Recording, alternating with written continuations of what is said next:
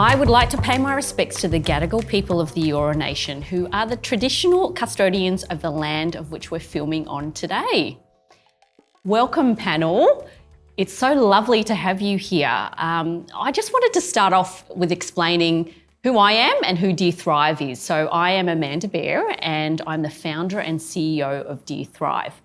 We are a marketplace community and we want to connect working professionals to coaches and advisors. And it's really to respond to the evolving needs of the working professional today. We're showcasing a diversity of subject matter experts and coaches, and we tackle topics that matter through panels, workshops, and interviews. So without further ado, let's touch on the topic today, which is all about visibility. How to advocate for yourself with authenticity, how to stand out, show proactive communications, and self-promote in the right way. Now, expecting hard work just to be noticed is not enough these days. It's even harder to build your credibility when we're still working from home. And how do we actually show your impact and visibility? Get your name mentioned behind closed doors, where you've got the opportunity to get tapped on the shoulder for, career-defining projects, or when you're ready for pitching for that next promotion.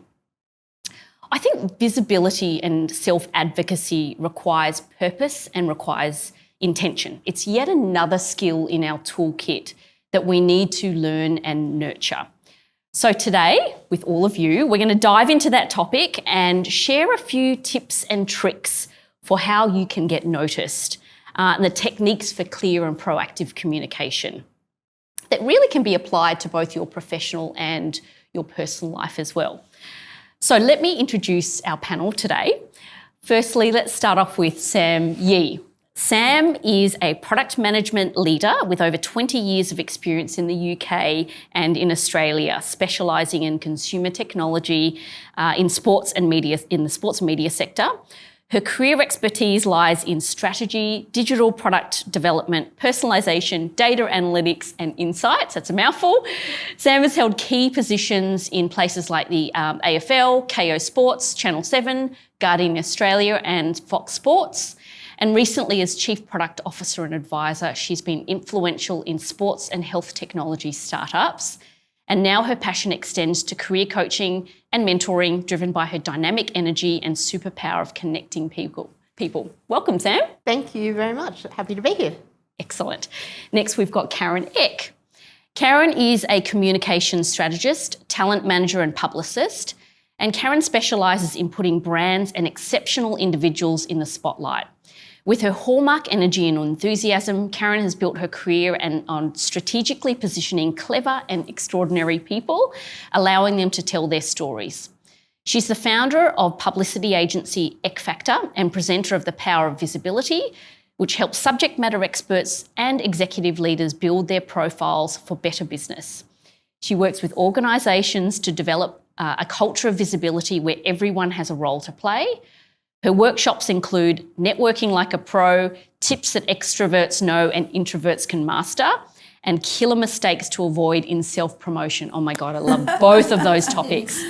She is the co-founder of Collaborate Women, a unique networking movement that connects diverse professionals over lunch and dinner in exciting female-led restaurants. Welcome, Karen. Thank you. Thank you for having me. So yes, visibility, my middle name. Love it. Love it. And last but not least, we've got Anna Thairs. And Anna is an award-winning strategic leader and group strategy director across TBWA Group in Sydney, with 10 years plus experience in integrated advertising communications expertise.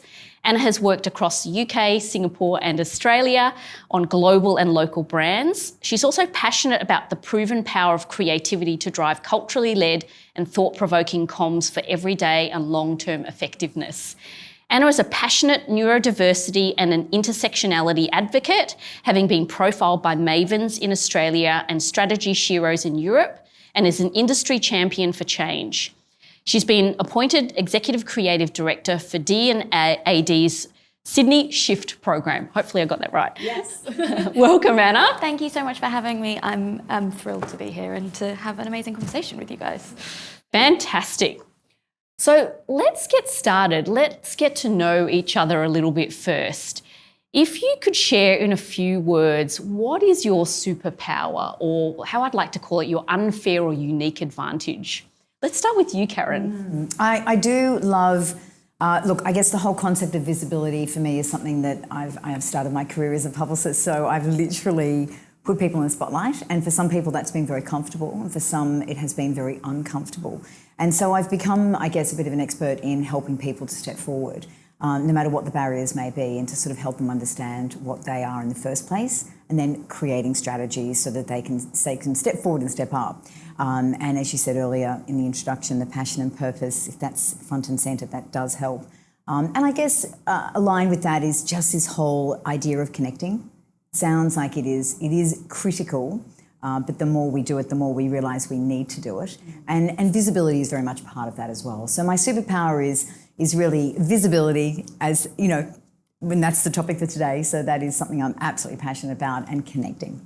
Oh, I love both of those. Visibility and connecting, so important. Thanks, Karen. Sam? Yes. My superpowers.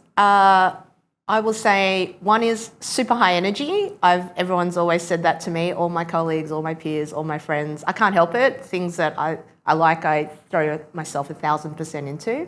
And I would say also my other superpower is connecting with people. So I don't know why that is either. That is how my leadership journey evolved. It just appeared that people would come to me with their problems, or, you know, I just wanted to connect people just because I get a thrill out of it as well. So that's just always been, you know, something that has been part of me. So I'd say those two are mine: high energy and connecting with people. I love that, and I can attest to your high energy. And I think you know, people mirror that, so that's lovely. Anna. Well, I was going to say high energy or connecting with people. Take them both. Yeah, well, I mean, I guess, notoriously, I'm considered quite a very high energy person. I suppose, other things, I've got a sort of hybrid academic creative background. I've gone to art school and normal uni. So I think that sort of combination of perspectives has been helpful, not just in my work life, but also in my personal life, kind of, you know, connecting with a number of different people and seeing how various kind of mindsets and mentalities, you know, sort of exist and show up in the world. And then I think the other thing that I'm sort of coming to a realization of as I've moved through, you know, the mid-stage of my career is a level of honesty that is perhaps not always good. I'm very bad at lying or you know, kind of pasting a smile or faking things, and you know, that is in part due to my neurodiversity, which I'm sure we'll come on to at some point. And I think that has been a superpower. It has also been an absolute kryptonite as well, but I think it's that kind of double-edged sword of, you know what you're getting with me. My reaction is going to be an honest one, either way. I love that. So if we then talk about visibility, and let's maybe stick with you, can you talk about what that means to you? What does visibility and standing out mean? It's an interesting one. Again, it's sort of, as I said, a journey that's kind of evolved for me as I've got older. I am a neurodiverse mixed race woman, so I tick a lot of those boxes when it comes to you know, questionnaires and issues around DE&I, and I think it is something that I've sort of not ebbed and flowed with, because it's always been a part of my life, but sort of lent into more openly versus kind of subconsciously, particularly in my career. Where I'm at right now, I think visibility for me is both being able to kind of exist as I am in you know, professional and personal lives, you know, not having to mask, which we all do, everyone, no matter how many boxes you tick, we all mask, particularly women, but you know, varying levels of masking and unmasking as we kind of get to a place in society where we're more aware and understanding of different perspectives, but not just, you know, being able to exist as I am, but also kind of, I'm really passionate about it's so lame to say I'm passionate about education, but I really am. I think there is this level of in the world, oh, well, I know about that thing, I've heard of that thing, I'm not going to be mean to that person, therefore that's enough, and kind of really encouraging people, which, I'm thrilled to say my current employer is really good at, and we have a lot of conversations about, getting under the surface of not just accommodations, but what does that mean? How can we kind of get the most even out of all of our staff, whether they are, neurodiverse or any of the kind of various things that are part of our personality, a part of our lives, that affect the way that we exist and think and are in the world. That's a bit of a rambly answer, but that's what you get. How about you, Sam? What does it mean, and how has it helped you? I've had my own journey with visibility as well. I think, I don't know if it's a generation thing, could be slightly cultural as well, many different things, but when I was younger, I always thought that if you worked hard and then opportunities and rewards come to you. Turns out that is not the case. It turns out you do need visibility. And only midway through my career did I had a great opportunity to talk with a mentor at one of the companies that was offering this service. And she mentioned to me that, there's far more opportunity with greater visibility, and why wouldn't I want that? And I thought to myself, I definitely want that. I have no idea why I've been restricting myself. But visibility, has this bad connotation of, and I guess we'll talk about that later, of sort of self-promoting yourself in a quite fake way. And what I'd learned is there are different ways to be visible. So sometimes it's through relationships with other people that are influential, being your own authentic self at the right time. It's the right time and place of making sure that your work, is owned by you. That doesn't mean you have to shout out to everybody, but the key people need to know that if that was your work and or you contributed to it. And also, I just find for myself, how I sort of rose into a leadership role was that people just observed and noticed my actions and behaviours because I was consistent with it. And so other people had said to me, thank you for being a great leader. And I thought, that's a strange comment. I don't manage anybody. And that also changed my view on what leadership was as well. So, only midway through my career, I'd say, visibility. I had that traditional sort of bad connotations sort of associated with it. And then what I realised was I'd been holding myself back. Visibility is everything. It gives you it doesn't mean you have to be some corporate ladder climbing person. It just means more opportunity to work on greater projects, more variety, fun things, meet new people, great. Just, you never know what's out there. So if you're not visible and people don't know that you're available or that you exist, then those opportunities, you don't get as many opportunities. And I'm all about got to be in it to win it. So let's get in there. So I'm everywhere as much as me. I mean, for ages as well. Just quickly, I thought that I had to be sort of like a traditional white man in a suit type person to get these opportunities, because that's all I saw when I was a more junior mid-career person. And then I just through various different things, I realised you could just be your own unique person. In fact, I became a leader by just being me. So now I lean, it's a little bit scary, it's a bit vulnerable, sure, but you know what? It's so much more freeing. It's such a journey of realisation, isn't it? It takes time and confidence and experience for you to go through that. I'll just ask you that question too. What do you think it is, Karen? Opportunity. Simple as that, one word. So, visibility means that you have the opportunity to get a key message across. Now, that key message might be really important because you're advocating for something. You're advocating for change. You're advocating to change something. Nothing comes from nothing. You have to do something to enable something else to come from it. So visibility is opportunity. What I would say from my experience, having run the Power of Visibility, which is a program, I do it as a workshop, I do it as an interactive masterclass, and I've now done this with hundreds of women. And I actually developed it because an organisation called Game Changer, who, they're a non-for-profit for women in screen, asked me could I run a branding workshop for women in screen behind the scenes who are terrible at promoting themselves. They're great at doing their job, but they just don't know what to do. And I said, okay. So while my daughter was synchronised ice skating at 6 o'clock in the morning, I had nothing better to do than to come up with a name, which I did, registered it quickly and thought, this is the workshop. I did, and it literally, the nuts and bolts of it haven't really changed because I know that it works. And fundamentally, I really help people to see what the barriers are and then to come up with ways of, tackling those to step forward.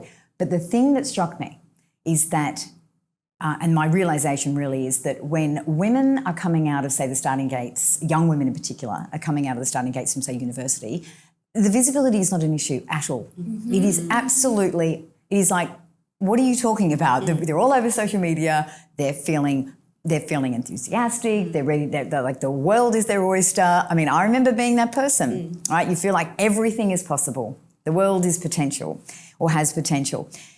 Mid-career, it changes. So what I've found with women is that they get busy getting skilled and experienced. So that might take 10 to 15 years. Sometimes it's a bit longer. And you're just busy. And then sometimes, or for many people, they're having children at the same time. They might have other responsibilities with family. And they're just doing the doing and they're not thinking much about it. Around mid-career, things start to change and the confidence isn't there as much as they thought it was, and they don't really feel like they've got the skills to step forward, and they start to feel like there are barriers, and those barriers can be what I call like a barrier quadrant. So there's a lack of confidence, lack of know-how, then there's personality. So I start to blame my personality. I'm this, I'm that, I'm an introvert. I'd rather have a dental procedure. I'd rather wallpaper the lounge. Any excuse will do. That's not me. No, I'm too shy.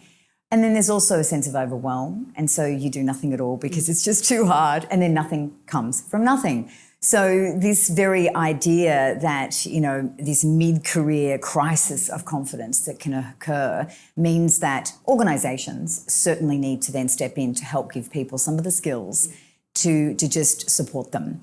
And if you're surrounded by people who understand what your visibility journey is, it makes an enormous difference. So if people are sitting around the table and they literally put visibility on the agenda, which is one of the things I advocate for organisations, so CEOs and executive teams, to put visibility on the agenda. So we're talking item number 10 on the weekly Monday meeting is number 10 is visibility. The very question of what's happening and what's happening this week with your project, your team, and enabling that person to then articulate it, discuss it around how does that impact the business, to decide on what might be a way forward in terms of content around that. Suddenly, someone doesn't feel so awkward when they're doing something for the greater good of the organisation, and everyone knows why they're doing it. So they don't have that angst, that anxiety that you get when pressing send, everyone's going to think I'm big noting myself. Everyone will think I'm big noting myself. So that's really critical. So visibility is opportunity, and it is an opportunity to step up. But there are ways to go about it to help you. I think it's so interesting what you said about organisations as well, in that, something I've come across in my industry, in my friends' industry, in my peers' industry. There are a lot of opportunities for visibility for early career professionals in terms of funding, scholarships, awards, training. You're in your first 1 to 5 years of your career. Here's all the things. And then there's amazing opportunities when you get into a leadership role. Here's how you can be a future leader. Here's how you can be great at management. And there's just this gulf for that middle section, even from an organisational point of view, in training, in scholarships, in awards, in prizes. There's 30 under 30 and top leaders, just to think about all industry. There's never anything for that mid-career. So it's totally, what you're saying, it makes total sense. You've got that personal sense of, being busy, being overwhelmed, being unsure, that lack of confidence that, so many of us go through as you kind of leave your 20s and approach, that sort of era of your life. But then it's just, in my experience, a lot of my peers' experience, then just compounded by this sort of lack of visibility of that mid-career from organisations and society. Yeah. So there's a couple of parts to this. One is the opportunity for learning and development. But I love what you said about implementing it from a business perspective, because it gives people permission to be able to talk about visibility. So if I touch on, it's great to spotlight your projects and accomplishments. And I guess if you're an ambitious person, there's also a fine line between gaining visibility versus being a bit of a self-promoter in the right way. So, Karen, I know you teach on this, so I'm really curious to sort of understand what is the right and what is the wrong way. It's so important to establish the why. You've got to have the purpose, at the heart of any communication, and to also understand what the action may be from that. So as a publicist, this goes way back. I can't help it, but every single thing that you're doing, asking yourself, well, what's the call to action from this? If there is no call to action, you do need to ask yourself, why am I doing it? So the call to action could be that you are, really asking people to come on board or to join a movement or join you in a way of thinking. That's okay. But it needs to have that sort of purpose front and centre. If it's just purely, if there isn't any purpose, well, then maybe that's pure entertainment, and then maybe you're doing the wrong job. I have a brother who's a stand-up comedian, and he's just funny. I didn't get that role in the family. So, I think that having that purpose is extremely important. And there is definitely, I believe, a sort of a better way to promote what you're doing. I don't really believe that there is a right and wrong way. I just think that, if you don't have your purpose front and centre, it may be a wasted opportunity and may not be seen in the right light by other people. But it does come back to making sure that people understand perhaps why you're doing it. And we want to support people, and we do like people, or we like to support people that we like. So if you bring them along that why, then they can justify why they're sort of supporting it, if you like. Great. I'm going to switch gears a little bit and talk about the workplace. And I might start with you, Sam. Given that we are still in the hybrid working environment, lots of people working from home, how do you make sure that you are staying visible when you can't always connect with people face to face? That's been really interesting since COVID time, I guess. I actually moved to Melbourne for a role just when COVID hit, so I ended up doing a full-time role in a brand new apartment by myself. Wow. And I picked up a team, I think the day before we locked down. I think I went from 4 people to 15 straight away. Do you know what? It's still about connection any way you can. So for me, I had individual, obviously with much larger teams you can't do that, but for this one I could do individual teams. I didn't want to overwhelm them with all the online calls going on, but we had regular catch-ups where actually it wasn't about work, it was just actually about almost bonding, I suppose, and just making sure that you're in touch with how people are feeling as well as what they were doing, because when it's remote, especially during that time, it really needs to start with the connection, and then I can talk about the visibility, because the connection part is more about just being empathetic with where they're at the moment. Yeah. And then we can get into, okay, how's the work going? What are the challenges? How can I help you? Look, to be honest, it's probably what I would do in person, and I just found ways, it was a bit of trial and error, right? It was a bit like, I don't have all the answers. I'm not saying I wrote the book on it, but I would always just keep improving and getting the feedback from the team to go, is this working for you? And then keep working through that, because it was new to everybody. So now, like fast forward, a couple of years and, some hybrid type stuff, it's still the same thing. To me, the visibility is a bit about inclusivity as a responsible leader. Some people, this remote stuff works great, and other people, they can't stand it. And it's sort of about understanding where everyone's at on that journey and meeting them to where they are. So, some introverts love that because they're not front and centre and everything. But obviously sometimes you had group meetings where the cameras are off and things, which sometimes I would encourage, sometimes I would allow. I can imagine sometimes people are going through things, and other times you need to sort of enforce some things like that to be visible. But, when I talk one-on-ones with my team, we have this conversation about visibility in this type of environment, because, again, depending on what they want to achieve in their job or in their work and those kind of things, as we were mentioning before, you can't achieve those without some visibility. They generally require visibility from other people in the company. So my job is to make sure that I can connect them with the right people. Like I said, I'm a people connector, so they can either work on that project, they have a new idea, talk to this person, because yes, they might have a great idea, but they can't do it on their own. Otherwise they'd be a solopreneur. So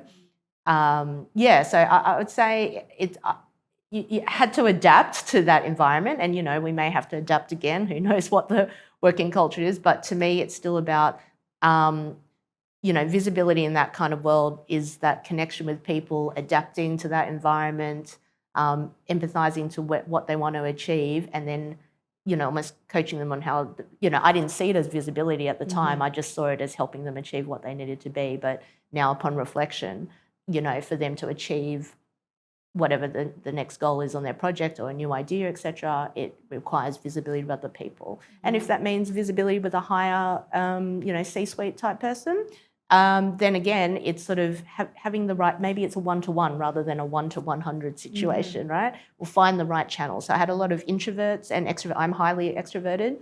However, I'd have separate sessions for more introverted, like game developers who would want to talk about their creative, in a safe space. And then I'd sort of take elements out of that and play it back to them and said, what if we said this to, the executive, proposed something like this. How do you feel about that? I'll support you, and, you can present that, in a way that you feel a bit more comfortable. But it's just about understanding, empathizing what they're comfortable with, push them a little bit in their uncomfortable zone. You've got to grow. But it's also that motivation of, well, what do you want to achieve? Your purpose. If your purpose is to do this great thing, well, it does require a little bit of visibility with other people. So you've touched on introvert and extrovert, and I wouldn't mind reversing the situation, because clearly in your workplace you've been the connector, you've been able to draw out the best of people, right? But you don't always have an advocate. So if you're an introvert, what are the tips and tricks that you can apply to get better visibility without a connector like Sam? I might start with you, Karen. I think it's really important to ask for someone perhaps to be a mentor in the organisation and a one-on-one. So having an opportunity to connect with someone who you respect, that is going to push you out of your comfort zone, really important. And I do really believe that a lot of introverts want to do that. And in fact, you move the dial more with introverts because they really get the aha moments where maybe, not myself potentially or yourself dancing across the stage, but it's this, I've really learned through this process of doing something, because it's something I would ordinarily never get to do. So they do appreciate the opportunity, and to do it in a way that is more one-on-one, where they can think, and where you're giving them that kind of space, super important. And the trust needs to be there. So if they can have someone be a mentor, that's critical. And I think a lot of organisations could certainly do mentoring and reverse mentoring, really a valuable exercise. So, more mature people learning from younger people who can really teach them something different. And I think that that opportunity is pretty critical. So leaning into, I guess, environments where they can just have a more personal conversation. Zoom actually still is effective for introverts. And when I've done my workshops, I found it most interesting when I deal with introverts. There's something about the screen that can work very well for them. And it's because they don't feel that they're sitting, I don't know what it is, but if they're in a big group of people, it can be overwhelming. But if they're on a Zoom, there's this, there's a little bit of a barrier, and they can sit back, they're quite comfortable. They know they can turn off the screen. They know they can mute themselves. They know they can leave and exit for 5 minutes if they feel so inclined. I've found that Zooms have worked extremely well for workshops with introverts. And that's just my personal experience. So mentoring and, working with someone who has a generous spirit. Beautiful. How about you, Anna? I guess I've got a bit of a weird perspective. I think most people, if you asked most people, they'd say I'm an extrovert. I would call myself an extroverted introvert, an ambivert, an introverted extrovert, however you want to put it. But I think, again, not to harp on about it, but it is such a big part of me and my visibility journey. Being neurodivergent means that I think I've got a bit of a strange perspective on this. I'm both very comfortable and incredibly uncomfortable with talking to people and pushing for myself. So I think my advice for, introverted people would be the things that I did. I've always been a little bit unsure. A little bit unsure is an understatement. I've always been, confused about navigating the sort of unspoken rules of business and these things, particularly as we're all women here, but whatever, as women, it is kind of hard to navigate what are those rules, those, even the legacy of the boys clubs of, 10, 20, 30, 50 years ago are still there, even if the people that we work with aren't like that at all.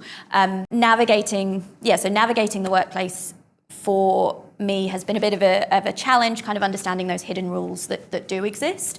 And so the things that I did as someone who didn't know how to find a mentor or a champion, I have had some amazing mentors and champions across my career, but I think particularly when I was starting out or when you move to a new job, a new workplace, a new country, very much empathise with your Melbourne situation. I moved to Sydney about a month and a half before the lockdown, so I was doing everything on Teams, which I really enjoy. I enjoy that hybrid working environment because I need the time to decompress from the kind of overwhelm in a lovely way from existing in an office in a work environment, which I think is for me it has the additional challenges of fluorescent lights and open plan working and all of that stimulation. But I think all of us, a day of back-to-back meetings, which is life for a lot of us now, it is tiring.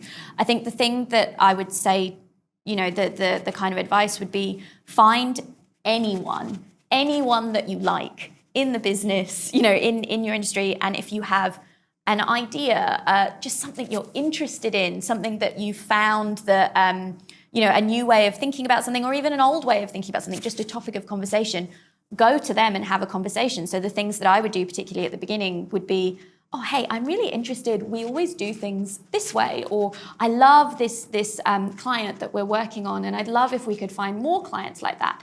Even if they're at your level, just starting to have that conversation, particularly if that person happens to be very good and extroverted, that starts to open up doors for you, because they'll probably go away and be like, oh, hey, Anna had a really good idea about this thing, or even Anna had an idea. She had a conversation with me about that thing. And it sort of breadcrumbs the path forward for you to get to those spaces. And I'm not saying get another person to do your job for you, but the small step forward would just be finding anyone that you trust and have that conversation. And I think that would be, it sounds so dumb, but in my experience, that has just become a rolling stone. It has gathered momentum, at my current workplace. I mean, I'm, lucky enough, I'm far enough in my career, I kind of know what I want to talk about and how to, speak about those angles and advocate for the things that I'm passionate about. But my current workplace, I'd spoken about neurodiversity and my passion for neurodiversity advocacy with the ECD in my workplace, who's a huge champion and supporter. And she just, was like, oh, well, I've got this opportunity with DNAD. Do you want to go in and have a conversation there? And that wasn't intended as me self-advocating intentionally. Yes. It wasn't that I'm going to be visible and get an opportunity for myself. It just started as an authentic conversation with her, and that's kind of how it moved forward. Gosh, there's lots there. I think it's brilliant, right? So expressing your intentions is a big one. Finding a advocate, a sponsor, a mentor in the organisation where you can actually openly talk about what you actually want, what you're passionate about. I think those things are brilliant. So if you are in the workplace, how do you actually show up to your manager and let them know what you're doing? Let them know your achievements in the right way, where you can be in line potentially for a promotion or that particular project. Maybe I'll go to you, Sam. In my roles, I've expressed intent. So the things that I mentioned earlier was when you talk about your achievements, it's not going through all the detail and all the hard work, all the hours you've put in. It's not about that. It's just the value.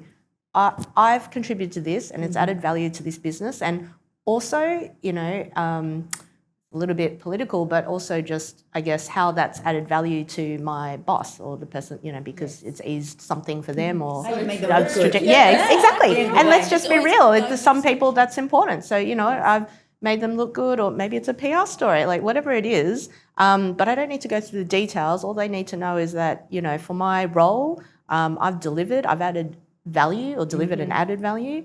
High level, this is what it is, and this is what it means to you personally, to the team, and to the business. That's, and I've learned and added skills and experience in the same way. So it's just how you package that up. I think some people may get a little distracted and they go into all the detail. I've done all these hours and I spent late nights and things. It's not about that. It is about if you were clear about what you were here to deliver and what you're working on, and you can summarise that, the intention was to deliver this, to add value here, and we've done well. These were the success metrics. I mean, I've come from data and analytics, so that's a little bit easier for me, but maybe it's a PR value or or community value, whatever it happens to be. Have that conversation. And also, I mean, for me, my authentic approach is also, I will own the bits that I own, but if I had a team that worked on it, might be to represent my leadership brand and how, if I'm up for a promotion for a larger team, for example, I make it clear how I've managed the team to deliver this thing. I just didn't do it on my own. Yeah. And I don't want to do it on my own, actually, because I love people, because I'm an extrovert, so I get energy from people. Hello, this is how it works for me. So I like to be very authentic about that. And hopefully it was a very enjoyable experience. But yeah, that's how I guess I've put myself in that position for that conversation. I've also planned well ahead. I don't know if it's just a female thing, but for me, like I said, mid-career, I wasn't really thinking in a real ambitious way, I would say. I was quite happy where I was, but mainly because I was fear of politics and fear of all these things. And then when the doors opened, suddenly I wanted everything. And I realised, I thought I was annoyed at myself. I've been wasting my time. There's so many things to be doing right now. But to have that meant that I had to have the conversations with the intent to say, hey, this is what I've achieved. What opportunity? Where do you see yourself going? I'd love to be part of that journey and part of that journey and part of that journey. What kind of skills do I need to work on to get there? I'm quite a proactive person, so I sort of gave myself options, because what I want is freedom and opportunity. That's really what ambition is. Growth, for me, not the title. I thought it was this ladder like this. Turns out it's not. It's just, it's whatever you want it to be. So I'd say that that's probably how I've moved through my career. And then, upon reflection, in the last 12 months, I realised that, I was pretty much headhunted for my last 5 roles, and I didn't even realise the value of that. Because I was so busy creating opportunities, and then someone tapped me on the shoulder and someone tapped me on, and even before I even had asked for one, someone had already tapped me on the shoulder. But that doesn't happen, by luck. It happens because you're having these conversations, you're visible with these people, you're clear about your achievements. I would say probably years ago, it would have nothing on my LinkedIn profile, just, I'm scared, I don't want people to know about things that I'm doing, Now, I'm like, I need everyone to know, otherwise how am I going to connect with people in the world to work on great stuff, or find great roles, or whatever it happens to be. So you touched, Sam, on networking, being headhunted. I think that's a perfect segue to talk about networking. And it's typically when you don't need anything at all. So what tips can you provide to building and nurturing a strong network? Let's start with you, Karen. I think there are 2 elements to think about. One is the internal industry network and the external career network. They're 2 slightly different things. So as co-founder of Collaborate Women, we're bringing people together who work from different industries. And that's critical because we all exist. Personally, I feel we really work in bubbles. We are in geographic bubbles, we're in industry bubbles. And quite frankly, that can get a bit same.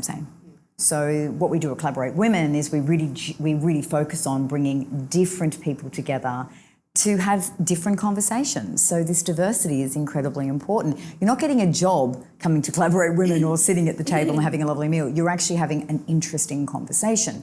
So your external network is something you do need to work on. So you need to look for opportunities, for events that you feel you can connect with people in a way that does work for you. So and doing it fairly regularly. So probably at least once a month, looking for an opportunity where you can connect.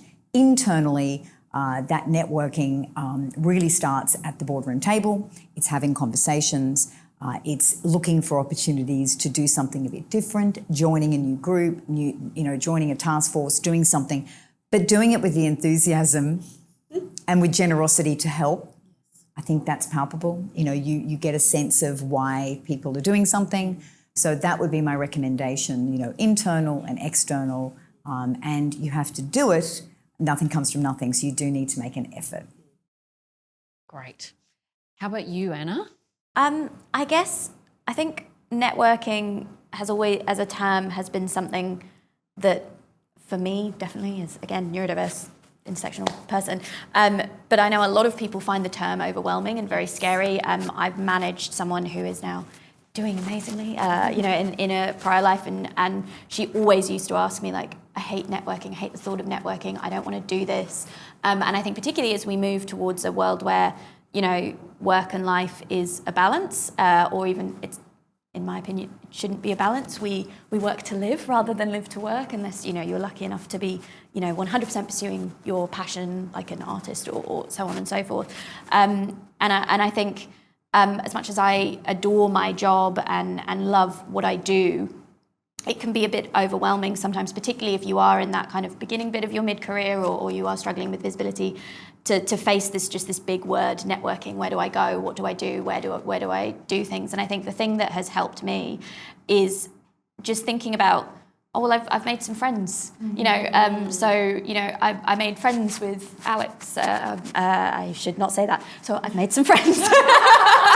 I've made friends at work, or I've gone to drinks with a client, and a client has brought another client, and we just had a conversation about a TV show. I went to a panel. And yes, that was a work thing, and I did a panel, but then, we all grabbed a drink afterwards. It was the middle of the day, so that drink was coffee, it doesn't have to be booze. And we had conversations around, oh my God, I love your top, where's it from? That is also networking. Making friends with people is networking. Having friends in the office and kind of hanging out with them, whether that is in a, more official work environment or a social, kind of more intentionally social environment.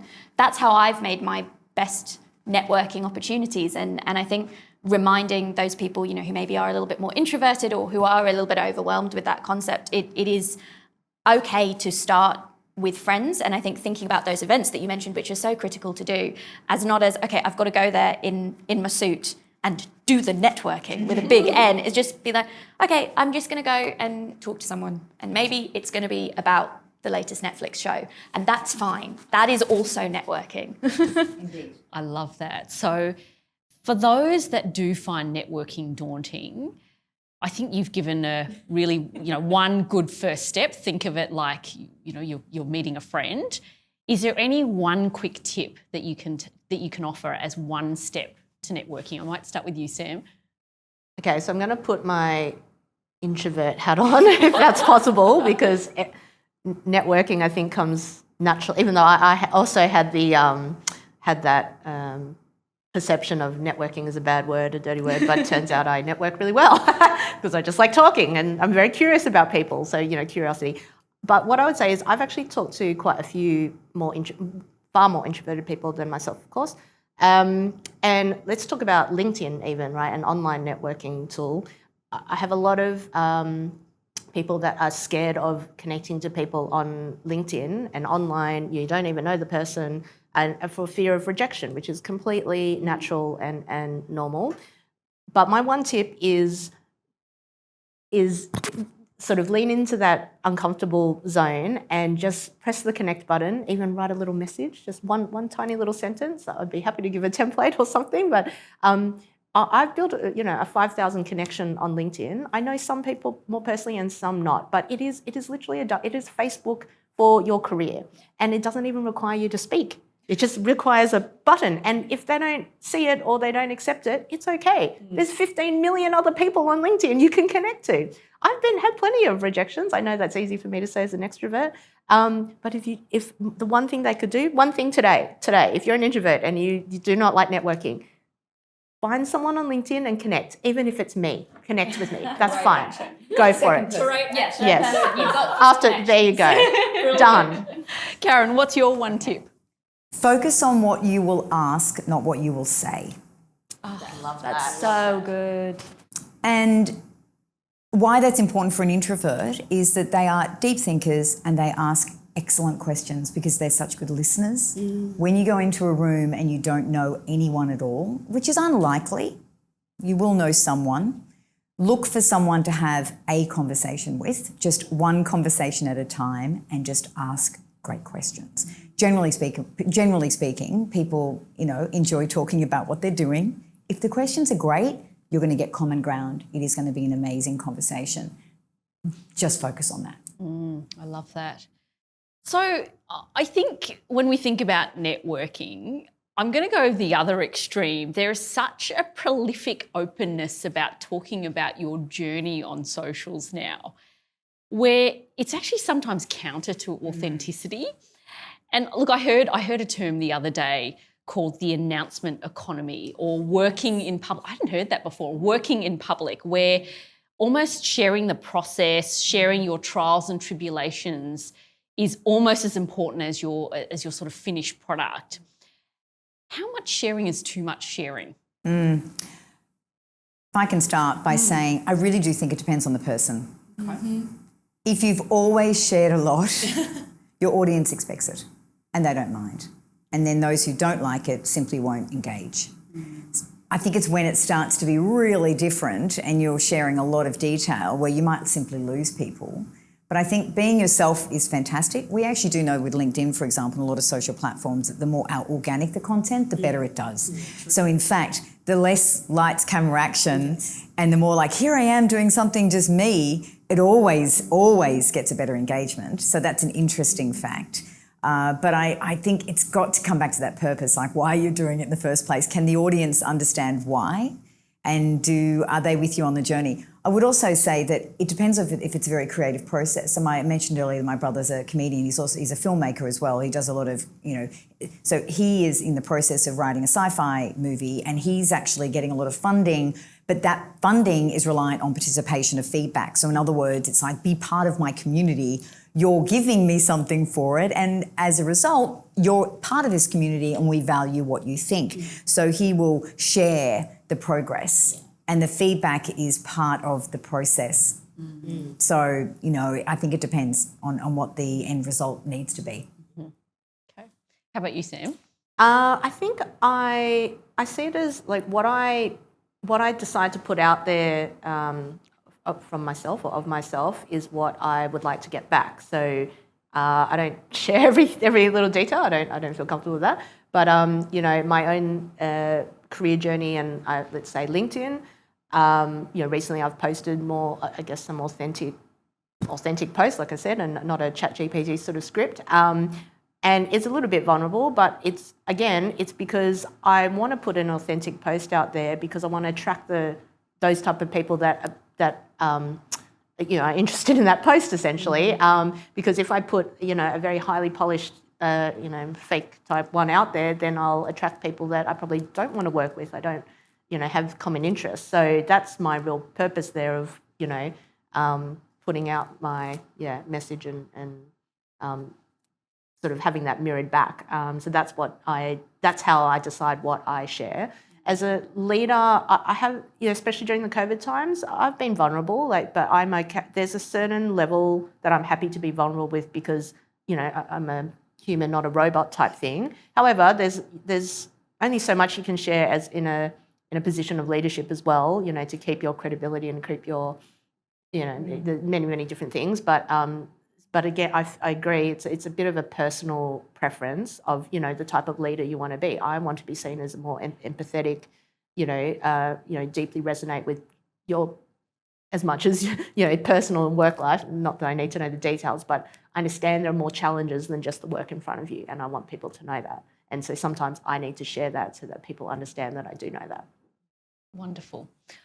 I'm going to close out with one last question. What does thriving in work life mean to you, Anna? I think thriving in work life, particularly in that mid-career, is actually a sense of feeling comfortable every day in the office, whether it's a virtual office or the real office, is just being comfortable in who you are and what you're doing. And that's a level of comfort that is, not just, I am who I am and that's okay, which is obviously critically important, but also that level of comfort that I'm going where I'm going at the pace that I need to be going at. And if that pace is a little bit slower right now, that's totally fine. You know, if I'm going to park myself for a little bit, that's totally fine. I think thriving for me is knowing that I can start the engine up again, or if I'm, you know, got my foot on the gas, I've got, you know, enough fuel in the tank to keep me going. I think it's about, for me in the mid-career, I think going back to what you said at the beginning, it can be overwhelming, you know, like it can be overwhelming to be visible. It can be overwhelming to do a job. I think thriving is having that level of comfort that I am able to flourish without putting too much pressure on. Wonderful. Psychological safety, that's amazing. How about you, Sam? Thriving. Thriving is freedom. Bring it. I think I'm in a probably more privileged position to be able to, I know not everybody can get to that position, but I think what drives me is proactively trying to find ways to get me into that position. So, you know, I'm not saying like your job is going to be your 100% dream job, but there's elements of that you probably like, or people that you like there, or the purpose or whatever.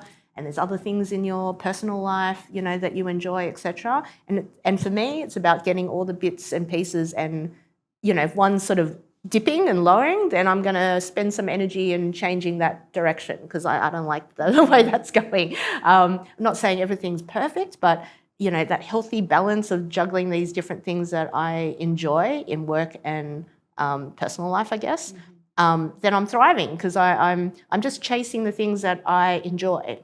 And part of it is actually the process of doing it. It's not like if I get there, I get there. It's just, hey, I enjoy, you know, spending time with these people, work or personal. I enjoy doing this type of work. I enjoy doing that type of work. If I don't enjoy it anymore, I go, there might be something I have to do. But you know what? Down the track, I'm going to try and figure out a way to get that out of my life and go to something else. So what do I have to do that? And it's work. It's not like all lovey-dovey, but I've found that that's what's driven me, and that's what's given me more opportunities, because as I said, I kind of want to be in it to win it. So to do that, you got to actually figure out, you know, what you don't want in your life anymore, and figure out a way to get out of it. And that requires some hard work. And then you get there and you do it again. Awesome, Sam. How about you, Karen? I think it's the very definition of visibility, or what I believe is at the core, which is to be seen and heard for what matters to you, you know, and to be respected by your peers and your community. And if you feel that, I think you're thriving. I think that thriving comes from that sense of, it makes me feel good, and I feel seen, I feel heard, and I feel energised. Amazing. Thank you all for sharing your stories about visibility. I really appreciate it, and keep thriving. Thank you.